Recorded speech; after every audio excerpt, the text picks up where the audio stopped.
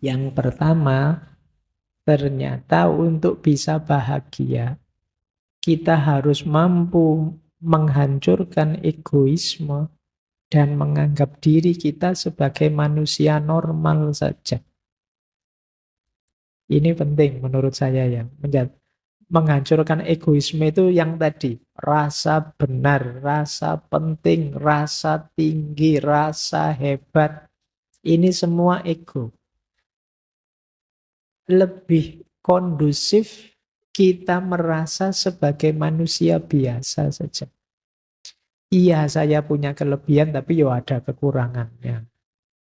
Iya, saya ngerti bidang ilmu ini, tapi banyak bidang ilmu yang lain yang saya tidak bisa.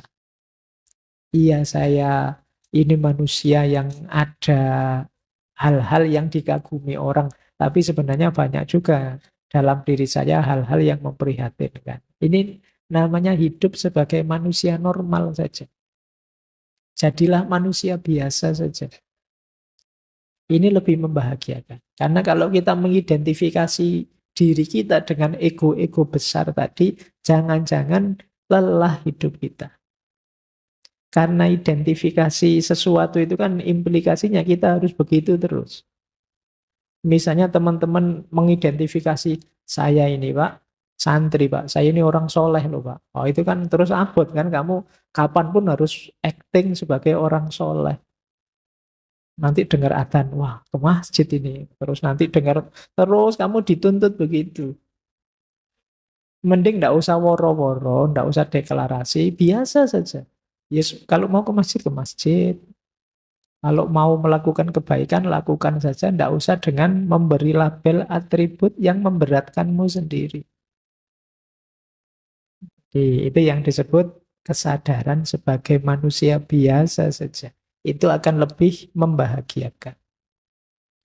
Yang kedua, berhentilah bersikap perfeksionis menipu diri sendiri. Kalau iya bilang iya, kalau tidak bilanglah tidak. Nggak usah perfeksionis.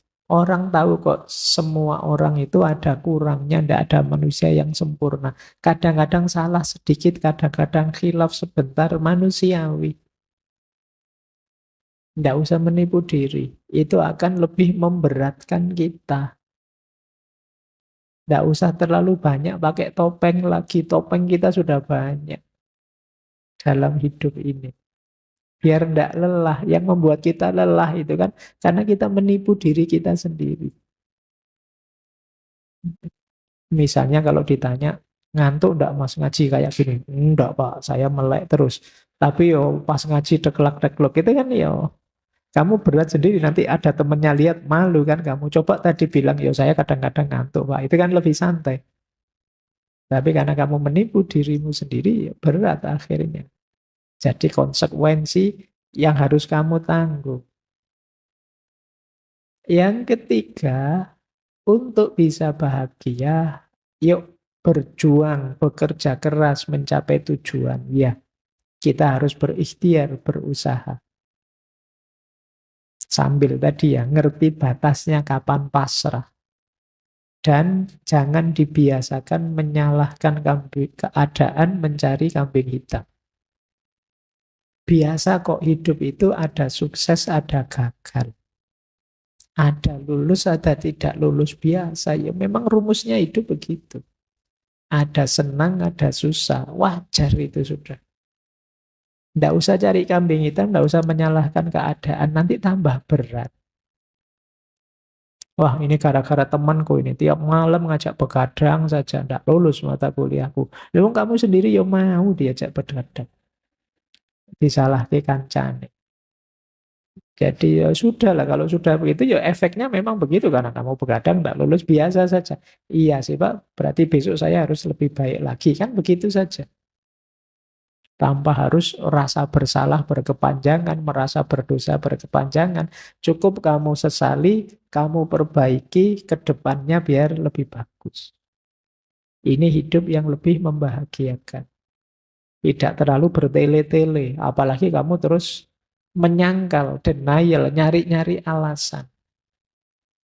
Saya itu sebenarnya rajin loh Pak. Saya tidak tahu saya. kemasukan apa saya semester ini? Nggak usah pakai alasan macam-macam lah. Ya sudahlah, diterima saja. Ya wajar kok orang itu kadang seneng, kadang susah, kadang gagal, kadang sukses. Asal kita bisa menata diri sehingga terus progres tambah baik, itu sudah luar biasa. Yang keempat, ayo kita minimkan ketakutan-ketakutan, kecemasan-kecemasan yang tidak perlu. Mari kita sadari kadang-kadang kecemasan kita itu tidak beralasan. Sia-sia saja. Cemas itu kan biasanya tentang yang akan terjadi ke depan. Yang akan terjadi ke depan kita tidak tahu. Biarlah jadi rahasia nanti. Yang penting sekarang kita berikhtiar semampu kita sebaik yang kita bisa. Itu saja sudah. Jadi hilangkan khawatir ini, khawatir itu. Pak, saya besok kira-kira ada jodohnya enggak ya Pak? Saya kok sampai semester gini rasanya enggak ada yang mau sama saya. Sudah usah dipikir itu. Jodoh di tangan Tuhan sudah. Yo kecuali kamu cuek, enggak ngurusi, ya bisa saja nanti lepas Tuhan, lepas tangan. Jadi kamu sendiri ditawari bolak-balik yo kesuwen mikirnya. Jadi ayolah, tidak usah khawatir. Kamu boleh sekali-sekali kamu tulis ya, kekhawatiranmu yang mencemaskanmu apa. Tulisan wis. Khawatir ini, khawatir itu, khawatir ini, khawatir itu. Sekarang mulai banyak, kemarin saya baca orang kena gejala penyakit psikosomatis. Jadi kecemasan di pikiran yang mengefek ke sakit fisik beneran. Nah, mungkin lambung lah, mungkin vertigo lah, mungkin apalah. Namanya psikosomatis. Jadi kalian jangan terlalu banyak overthinking, jangan terlalu banyak mikir yang aneh-aneh, cemas yang tidak perlu. Nanti jadi penyakit. Jadi ternyata tidak selalu sakit fisik berpengaruh ke jiwa. Sebaliknya sakit jiwa bisa juga berpengaruh ke fisik. Kalian kan kalau sedang stres apa gitu kan rasanya tubuhmu ya lemes, tidak bisa diajak apa-apa, tidak bergairah ngapa-ngapain saja. Itu berarti dari psikis ke fisik.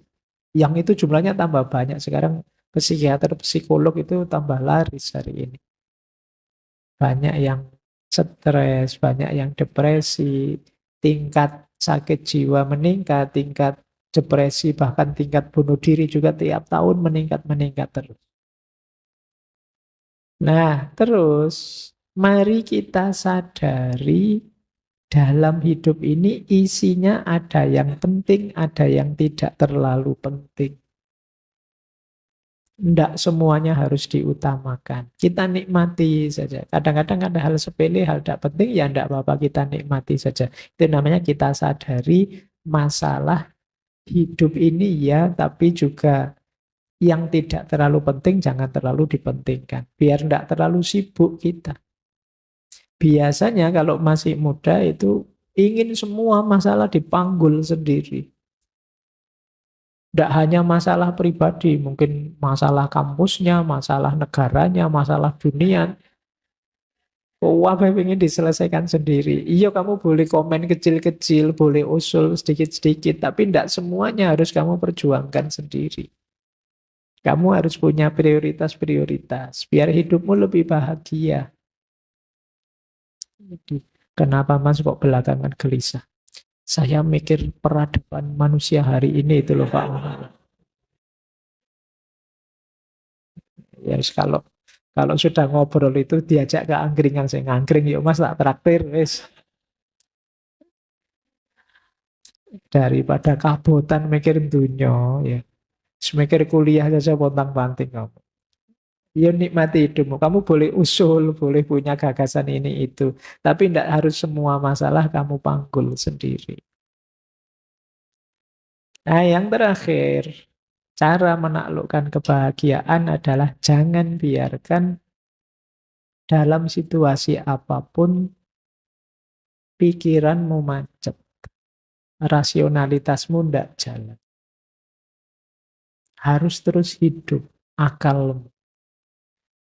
Jadi ini kuncinya manusia dan kemanusiaan itu kan akalnya yang hidup. Jangan dibiarkan kalian menjalani hidup autopilot. Autopilot itu, loh tiba-tiba sudah seminggu ya. Kok cepet ya, sudah 1 bulan ya. Itu kemungkinan hidupmu autopilot. Jalan seperti biasanya. Yuk mulai agak diseriusi. Putusan demi putusan, langkah demi langkah. Biar tambah baik kualitas diri kita, dan biar kita tambah bahagia. Nah, ini kesimpulan-kesimpulan dari cara menaklukkan kebahagiaan dari bukunya Russell tadi.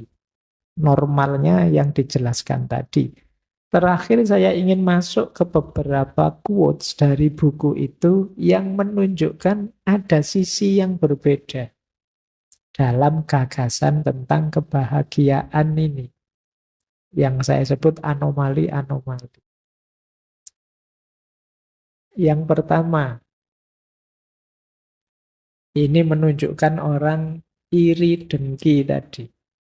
Ternyata menurut Russell, jika di dunia saat ini ada banyak orang yang lebih menginginkan kebahagiaan diri mereka sendiri daripada menginginkan ketidakbahagiaan orang lain, kita mungkin akan mendapatkan surga dalam beberapa tahun ke depan. Dari sini bisa kita simpulkan ternyata sebagian besar orang lebih banyak menghabiskan energinya untuk membuat orang lain tidak bahagia dibandingkan untuk membuat dirinya bahagia. Ini menurut pengamatannya Russell.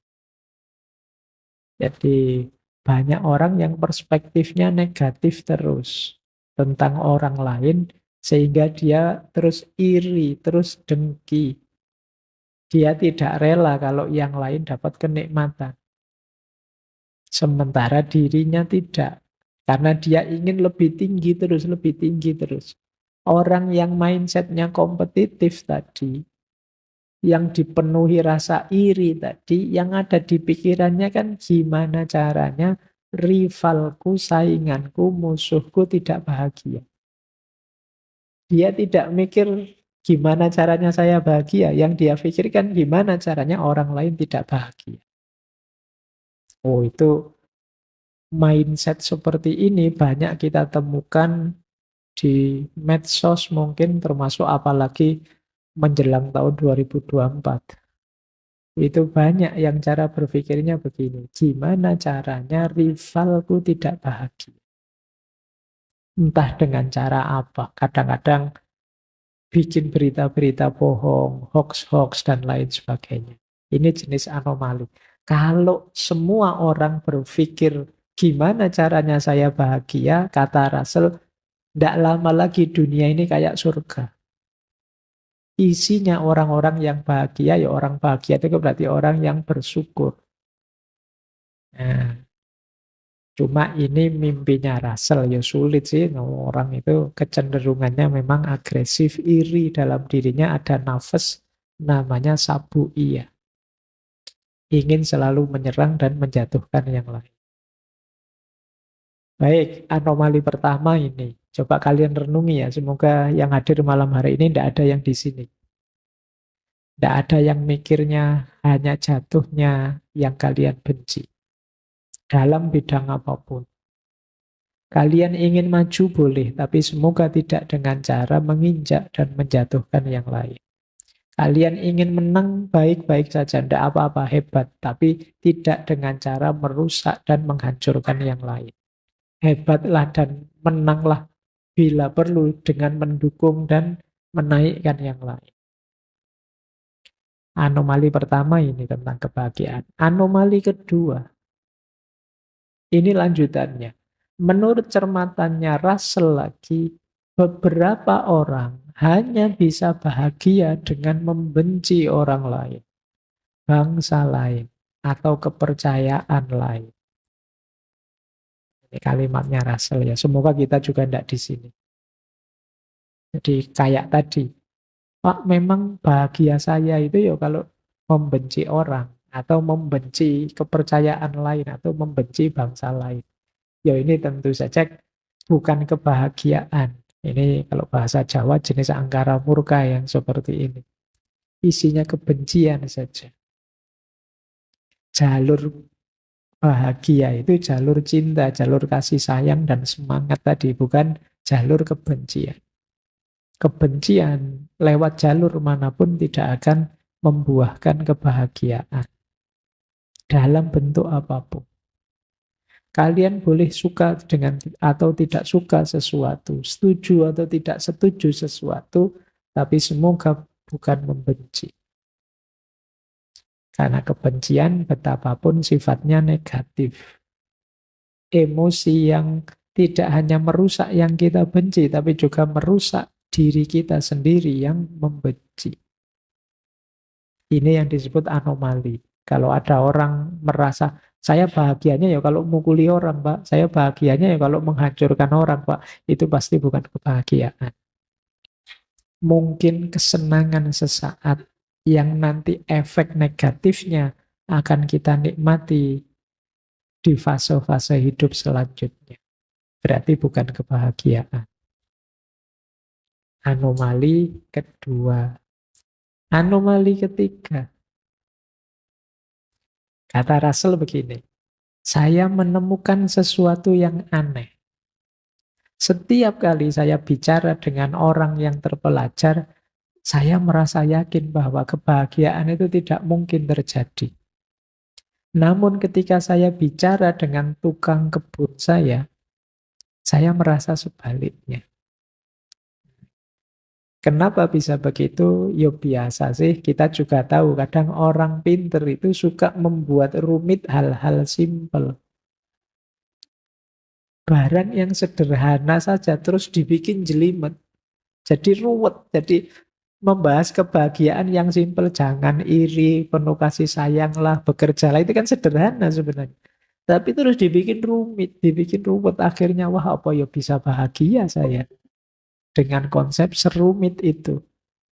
Tapi begitu ngobrol dengan tukang kebun, kata Russell, kok rasanya gampang, bisalah kita bahagia. Coba ngobrol dengan orang biasa-biasa itu. Target-target hidup yang membahagiakannya simple. Tidak jelimet. Kalau kalian ditanya, gimana caramu bisa bahagia? Wah, saya ingin jadi manusia yang bisa eksistensinya berkontribusi pada kehidupan baik di level vertikal maupun horizontal. Di mana? Itu cek rumite wong cuma pengen seneng saja kok. Dirumuskan senjelimet itu. Itu yang membuat Russell, mau pengen bahagia. Kalau ngobrol sama orang pinter malah jadi rumet. Sudahlah sama tukang kebun saja simpel, sama teman-teman nongkrong pinggir jalan. Itu lebih simpel, gampang. Tidak terlalu dirumit-rumitkan teori. Makanya dia nulis buku ini buku tidak untuk kalangan terpelajar. Mungkin khawatirnya kalau ketemu orang terpelajar terus didebat. Tidak jadi bahagia, jatuhnya debat akhirnya. Oh masa iya begitu? Nggak cocok dengan teorinya filosofi ini, filosofi itu. Ruwet wes. Tidak jadi bahagia akhirnya. Jadi bubar sudah. Kan kadang-kadang gitu. Kadang yang pinter itu malah menyusahkan kita. Rapat enak-enak, yang rapat lugu-lugu gitu cepet diputuskan gini ya gitu selesai gitu. Iya. Tapi begitu yang rapat pinter-pinter, wah ndak selesai-selesai wis. Panjang argumen itu, kira-kira itu, tambah ruwet wis. Nah, kadang-kadang begitu dalam hidup ini. Kita selalu membuat rumit hal-hal yang sederhana. Sehingga hidup yang semula simpel jadi rumit. Ini yang ditemukan oleh Russell. Anomali lagi. Kata dia begini, orang yang meremehkan dirinya sering dikejutkan oleh kesuksesan. Sedangkan orang yang melebih-lebihkan dirinya sendiri sering dikejutkan oleh kegagalan. Kejutan yang pertama menyenangkan, dan kejutan yang kedua tidak menyenangkan. Oleh karena itu, adalah bijaksana untuk tidak terlalu sombong, namun juga jangan terlalu rendah diri dalam berusaha mencari kebahagiaan. Kan banyak orang itu yang, siapalah saya Pak, saya itu manusia biasa kok Pak. Yo ada kemampuan dikit-dikit, tapi yo ndak sehebat orang-orang itu. Ini kadang-kadang orang yang seperti ini, ketika sukses itu kan kaget dia. Alhamdulillah ternyata Allah Maha Penyayang ini, saya dapat sukses yang luar biasa. Kagetnya kaget seneng. Tapi kalau kita terbiasa sombong, saya hebat Pak, saya lebih dari semua teman saya yang lain, saya lebih, ya itu kan begitu gagal, ya kejutannya kejutan pahit. Jadi oleh karena itu apa kata Rasul, ya sudahlah, tidak usah terlalu merendahkan diri atau menyombongkan diri, biar tidak gampang terkejut. Biasa saja, nikmati saja apapun yang kita alami. Jangan melebih-lebihkan, juga jangan mengurang-urangkan. Yo, paling enggak yang paling negatif ya melebih-lebihkan karena kekagetannya kekagetan yang negatif. Kekagetan ketika menemukan kegagalan. Ini anomali dari Russell ketika melihat ternyata banyak orang yang sikapnya keliru untuk merancang kebahagiaan. Ada yang terlalu meremehkan dirinya sendiri, ada yang terlalu membesar-besarkan dirinya sendiri. Dua-duanya tidak positif karena potensial terkejut. Meskipun terkejut yang pertama enak, terkejut karena sukses. Terkejut yang kedua pahit, karena terkejut karena gagal. Baik, saya kira itu ya, teman-teman. Itu materi dari Russell tentang cara menaklukkan kebahagiaan. Persis seperti yang dikatakan Russell, ini tidak rumit. Tidak perlu mengerinyitkan dahi membahas rumit-rumit. Di masyarakat biasanya yang berjalan untuk meraih kebahagiaan ya rumus-rumus tadi. Tinggal bagaimana pentingnya kita menghidupkannya dalam keseharian kita. Terima kasih sudah menyimak. Semoga channel Mengaji Hening bersama Dr. Fahrudin Faiz selalu bisa memberikan ilmu, motivasi, dan kebermanfaatan. Salam sehat dan bahagia.